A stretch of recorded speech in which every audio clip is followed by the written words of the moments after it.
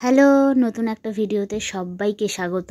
এই মাত্র বাবুকে স্নান করিয়ে ঘুম পাড়িয়ে দিলাম। প্রত্যেক দিন তো রান্না করি, চলুন আজকের এই রান্নাটা আপনাদের সাথে শেয়ার করি। আচ্ছা, আগে বলুন তো এই মাছটাকে আপনারা কি নামে চেনেন? আমরা এই মাছটাকে বলি গাংমোরলা। কমেন্টে জানাবেন আপনারা এই মাছটাকে কি নামে চেনেন। মাছটা আমি রান্না করব সব রকমের সবজি দিয়ে।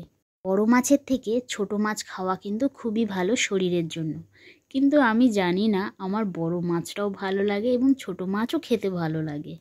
যাই হোক, মাছটাকে আমি অনেকক্ষণ আগে বের করে রেখেছিলাম ফ্রিজ থেকে। তো মাছটাকে আমি ভালো করে ধুয়ে নুন হলুদ ভালো করে মাখিয়ে নেব। এই মাছটাকে অনেকভাবে রান্না করা যায়। আজকেরে আমি এই মাছটাকে সবজি দিয়েই রান্না করব।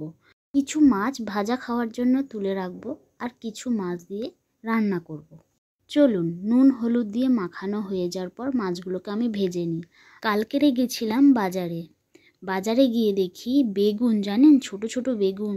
আমার তো খুবই প্রিয় বেগুন, তার মধ্যে যদি হয় এত ছোট ছোট। আমার তো খুব ভালো লাগে যে কোনো জিনিসেরই ছোট ছোট জিনিস। এর মধ্যে সব থেকে ছোট বেগুন দেখুন এইটা।